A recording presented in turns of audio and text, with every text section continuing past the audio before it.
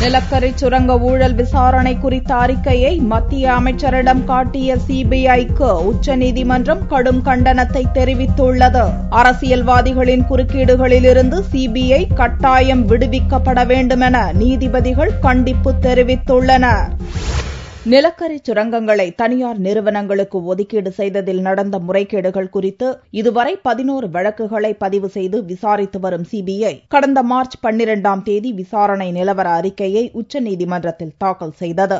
இந்த அறிக்கையை மத்திய சட்ட அமைச்சர் அஸ்வனிகுமார், பிரதமர் அலுவலகம், நிலக்கரி அமைச்சகம் ஆகியவற்றின் இணைச் செயலர்களிடம் காட்டியது உண்மைதான் என்று சிபிஐ இயக்குநர் ரஞ்சித் சின்ஹா கடந்த 26ஆம் தேதி அறிக்கை மூலம் உச்சநீதிமன்றத்தில் ஒப்புக்கொண்டார். இந்நிலையில் இது தொடர்பான வழக்கு விசாரணை உச்சநீதிமன்றத்தில் நீதிபதி RM லோதா தலைமையிலான பெஞ்ச் முன்னிலையில் செவ்வாயன்று காலை விசாரணைக்கு வந்தது.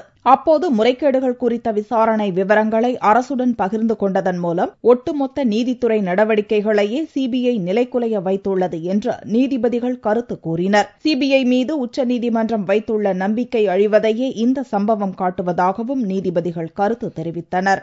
அரசியல் தலைவர்களிடமிருந்து வரும் உத்தரவுகளை கேட்க வேண்டிய அவசியம் சிபிஐக்கு இல்லை எனவும் கண்டிப்புடன் கூறிய நீதிபதிகள், அரசியல் குறுக்கீடுகளிலிருந்து சிபிஐயை விடுவிப்பதுதான் உச்சநீதிமன்றத்தின் தலையாய பணி என்றும் கருத்து தெரிவித்தனர். சட்ட அமைச்சர், 2 அதிகாரிகள் தவிர வேறு யாருடனாவது விசாரணை அறிக்கை காட்டப்பட்டதா எனவும், விரைவு விசாரணை அறிக்கையில் திருத்தங்கள் செய்யப்பட்டது குறித்தும் மே 6ஆம் தேதிக்குள் சிபிஐ இயக்குநர் அறிக்கை தாக்கல் செய்ய நீதிபதிகள் உத்தரவிட்டனர்.